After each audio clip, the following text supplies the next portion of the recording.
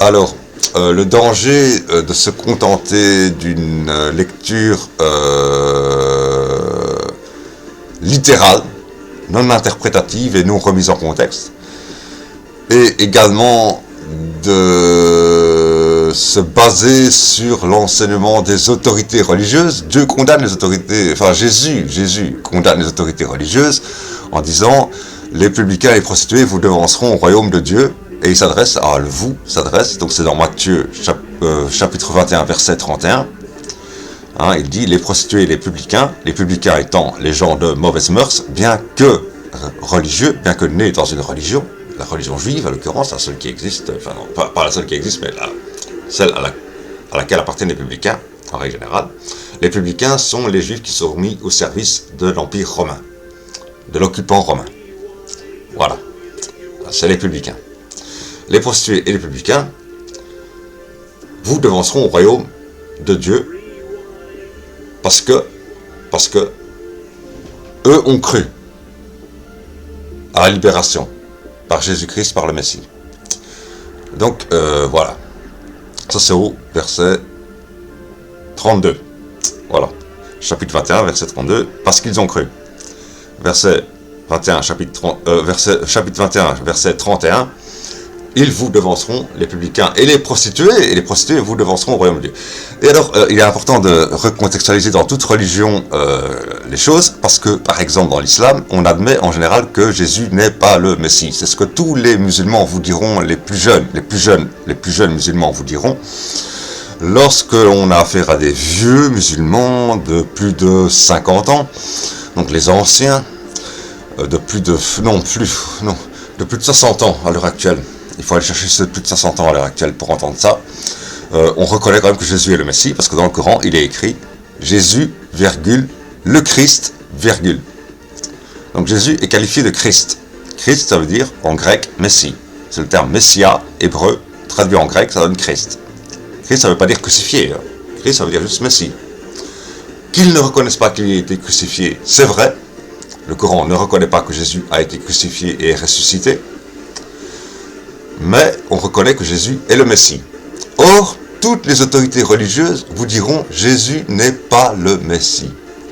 Or, dans le Coran, c'est écrit Jésus, virgule, le Christ, virgule. Voilà, de 1. De 2, il est écrit Jésus est l'homme le plus proche de Dieu. C'est ce que déclare Muhammad. Jésus est l'homme le plus proche de Dieu. Donc il ne dit pas que lui, prophète, est l'homme le plus proche de Dieu. Il dit, il y a un homme plus proche de Dieu que moi, ça a été, et c'est Jésus.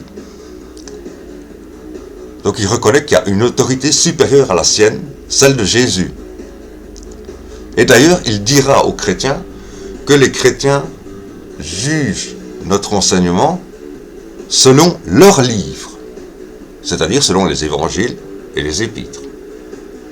Mais principalement les évangiles, qui sont la parole de Jésus elle-même. Alors que les épîtres sont plutôt les paroles des apôtres qui ont suivi et qui sont intéressantes parce qu'on remarque que selon ces paroles, on ne croyait pas du tout à l'époque des premiers chrétiens que Jésus était Dieu fait chair. Moi non plus, je ne crois pas que Jésus est Dieu fait chair. Et pourtant, je reste chrétien. Et les musulmans non plus ne le croient pas, et je leur donne raison. Et voilà. C'est pour ça que j'aime bien l'islam, parce que c'est vraiment... Mais dans l'islam, il faut savoir que toute donnée, tout ce qui est donné, est dans le Coran lui-même, d'ailleurs, souvent, argumenté. Par exemple, il n'y a qu'un seul Dieu. Dans le judaïsme et dans le christianisme, c'est une loi. Tu n'adoreras pas d'autres dieux. C'est une loi. Dans le Coran, c'est argumenté. Dans le Coran, il n'y a qu'un seul Dieu. Pourquoi? C'est la question qu'on pose. Pourquoi? Il y a deux argumentations. Celle par l'exemple d'Abraham qui détruit les statues et qui laisse une seule grande statue en place. Et il dit, c'est la grande statue qui a détruit les petites statues. Et personne ne le croit. Et il dit, vous voyez bien, vous ne croyez pas capable, votre Dieu de pierre, votre divinité de pierre, d'abattre les petites statues que vous avez faites. Bon, mais la deuxième argumentation plus solide est de dire, s'il y avait plusieurs dieux, ils se battraient entre eux et le monde ne serait pas stable. le monde, l'univers ne serait pas stable. L'eau n'éteindrait plus le feu. L'eau prendrait feu, à la limite. Hein, voilà. Bon, voilà. Hein, bon, voilà. Donc, oui, tout dans le Coran est argumenté, même la position « il n'y a qu'un seul Dieu ». Donc, il faut argumenter, toujours. Ensuite, non, c'est important à dire. S'il n'y a pas d'argumentation, ça n'est pas valable. Quand c'est pas argumenté, c'est pas valable.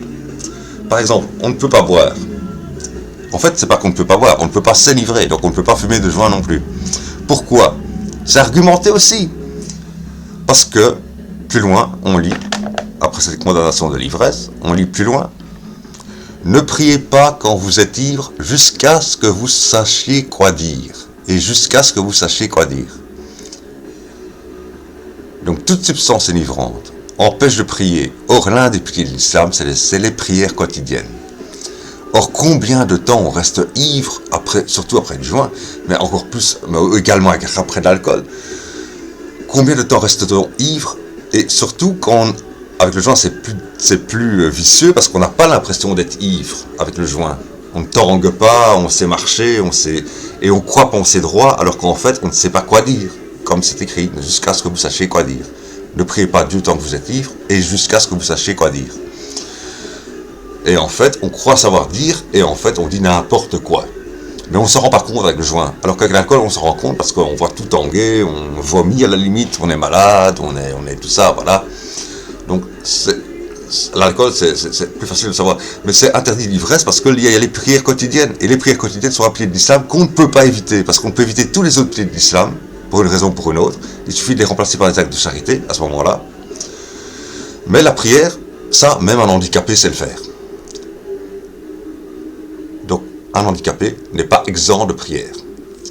À part l'handicapé mental profond, où là, on lui accorde qu'il ne prie pas parce qu'il est dans un état d'ivresse dû non pas à une substance qu'il aurait prise, mais dû à son état mental. Bon, voilà. Là, mais quand même, Dieu est miséricordieux. Donc, voilà. Ah, la miséricorde, c'est important. Et c'est très important, la miséricorde de Dieu. Dans l'islam. Mais donc, il faut argumenter. Il faut argumenter tout. Et par exemple, j'ai entendu un jour dire, je ne vais pas dire par qui, mais j'ai entendu il n'y a pas longtemps, c'était hier soir, j'ai entendu dire, dans l'islam, il est interdit de fréquenter les femmes tant qu'on n'est pas marié avec elles. J'ai dit, ouais, mais, en fait, d'abord, le terme fréquenter, c'est pas fréquenter qui est écrit, c'est, il est interdit d'avoir une relation sexuelle avec une femme tant qu'on n'est pas marié avec elle. Voilà, déjà de 1. Mais de 2, avec qui tu vas te marier? Avec qui sais-tu que tu vas te marier? Avec qui sais-tu que tu vas vivre heureux si tu ne fréquentes pas de femmes? Il faut bien fréquenter des femmes pour découvrir la femme avec qui tu vas être heureux. Alors, tu comptes sur le mariage arrangé? Bah oui, justement. C'est pour ça que ceux qui lisent littéralement, interdit de fréquenter les femmes avant le mariage, ne fréquentent pas de femmes, en dehors de ceux que leurs parents leur autorisent à fréquenter, c'est-à-dire leurs propres cousines, des filles de leur propre famille. Et ça fait des mariages consanguins. Et ça existe, même en Europe, des mariages consanguins entre cousins et cousines. Et ça donne les mariages consanguins, on connaît les résultats scientifiques, médicaux des mariages consanguins, malformation biologique, malformation physique, et aussi cas psychiatrique. C'est comme ça que l'empire des pharaons s'est effondré. C'est à cause des mariages consanguins entre pharaons. Les pharaons épousaient leurs cousines et leurs sœurs. Résultat, ils sont devenus maboules et ils n'ont plus su gouverner et l'empire égyptien des pharaons s'est effondré. Donc, il faut faire attention aux lectures données d'autorité. Il faut toujours se baser, quand on est sur le livre de sa religion, pour l'islam, basez-vous sur le Coran. Mais, attention, le Coran, je l'ai dit, est un livre argumentatif. C'est-à-dire que tout n'est pas donné. Tout n'est pas donné. Par exemple, il est écrit dans le Coran, certes, il y a des signes dans les étoiles pour ceux qui savent les lire. Est-ce que ça approuve l'astrologie? Mais bien sûr que non, ce n'est pas l'astrologie que ça approuve. Il faut contextualiser. Ça veut dire simplement qu'en observant l'univers et en observant ce qui m'entoure, je découvre des choses pour ceux qui savent les lire. Si je sais lire, je découvrirai des choses. Sur quoi? Sur la nature divine et sur la nature divine de la création. C'est ça, et non pas une lecture sur l'avenir à partir des étoiles et tout ça, tout ça, tout ça. Non, c'est pas ça, bien sûr que non. Sinon, ce serait contradictoire avec le Coran lui-même. Mais le Coran n'est pas contradictoire, on le sait. Ceux qui disent qu'il est contradictoire ne l'ont jamais lu. Non, excusez-moi, non. Non, il n'est pas contradictoire du tout, simplement, il argumente, et il faut argumenter tout doit être argumenté. Et c'est bien, et cette sentence sur les étoiles est bien la preuve qu'il faut tout argumenter. Et d'ailleurs, tout est argumenté, comme je l'ai dit, même la position « il n'y a qu'un seul Dieu » est argumentée, et elle est argumentée là directement dans le Coran, mais il y a des choses qui ne sont non argumentées, et qu'il faut argumenter soi-même, parce que, comme on dit, comme c'est écrit, certes dans les étoiles, il y a des signes pour ceux qui savent les lire. Donc, et c'est vrai aussi pour les feuilles d'un arbre, pour les fleurs, pour le mouvement des oiseaux, pour les animaux, pour la nature, pour tout, dans tout. Et dans la nature humaine, bien entendu, il y a des signes aussi dans la société dans laquelle nous vivons, il y a des signes pour ceux qui savent les lire. Donc l'islam n'est pas une religion de je lis parce que tout est écrit une fois pour toutes, et la vérité est écrite une fois pour toutes, mais une religion du cogito, où en fonction du contexte, j'interprète et j'en déduis des choses qui seront forcément différentes dans 100 ans ou dans 200 ans.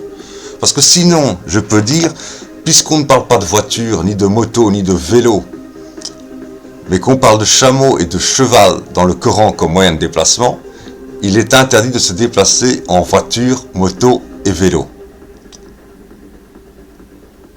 Bah oui, si je dis que le Coran, tout est écrit une fois pour toutes, eh ben voilà, les voitures, les motos et les vélos sont haram. Excusez-moi. Donc c'est bien la preuve qu'il faut argumenter et qu'il faut contextualiser. C'est une religion du fonctionnement du cogito. Le Coran appelle toujours à réfléchir, sur tout, sur tous les sujets. Il n'y a pas de limitation au sujet à réfléchir. Le meilleur exemple, ça a été l'Andalousie musulmane. L'Andalousie musulmane, meilleur exemple d'application de l'islam, de parfaite application de l'islam. Voilà. Tout simplement. Voilà.